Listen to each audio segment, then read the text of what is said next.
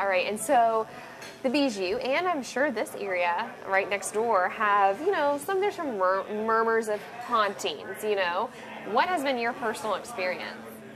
When I first started here in 1993, the Bijou and downtown were pretty quiet.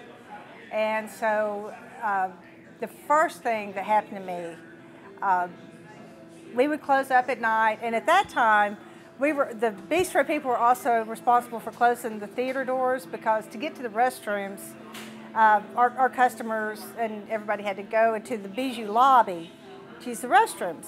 So at the end of the night, we'd always make sure the Bijou doors were locked as well as our doors, because our customers would use the lobby.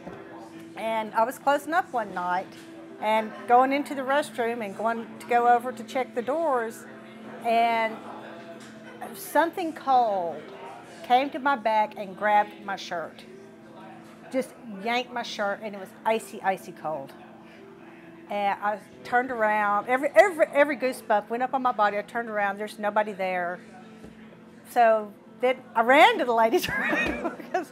And so I ran to the ladies' room and came out, and I closed up everything as fast as I could and left. It just scared me to death. Oh my gosh. Have you had any other interactions other than that? Well, after I was tired after the scary part kind of went away, I was like, wow, this place is haunted. And so I've always been interested in the supernatural and ghosts, and love the creepy stories and the creepy Halloween stories. But I've seen a lot of things that can be probably be explained, like glasses sliding off things, dishes. But then there's a lot that really can't be explained, as far as like things falling. Particularly back in the kitchen, I have one cook, Troy Anderson, who's been here for a long time.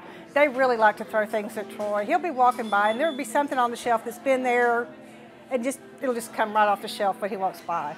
It's really funny. We started making a joke about, wow, that ghost does not like Troy. He just always throwing stuff at Troy.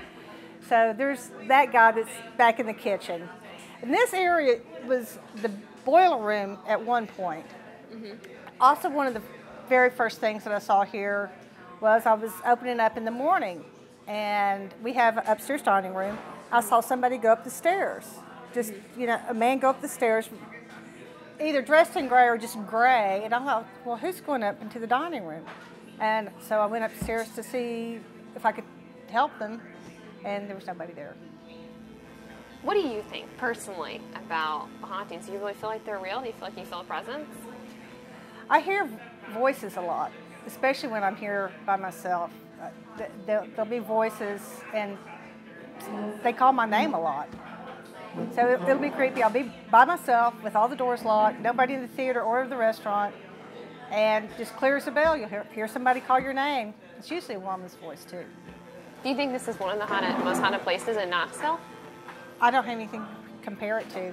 I have had a lot of people that are sensitive, medium kind of people that have told me about things that they see in here, that they can see spirits, and so I'm not that sensitive. But I've heard some great stories of other people that have actually can sense the presence of spirits here.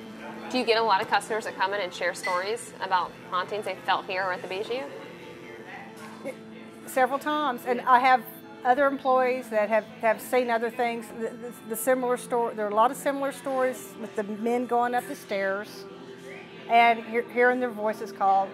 Another really creepy thing that happened, I guess it was 5 or 6 years ago. I come into work and start to close off the registers, and every computer in here was turned off. These ghosts don't like technology. The Bijou people can tell you that. They don't like technology. So I go to my office, I'm rebooting everything, I'm sitting there, and I've noticed, wow, well, something was so cold, and it was in the middle of the summer. I thought, well, there's air conditioning blowing. No, there's no air conditioning on up here. And then I stood up, and the cold went away, and it was a cold spot, like right on my desk, and you could literally stick your hand in it and pull it out and feel how cold it was. And it stayed there for like an hour. I kept bringing people up to my office. I go, here, stick your hand in there. It was like sticking your hand in ice water.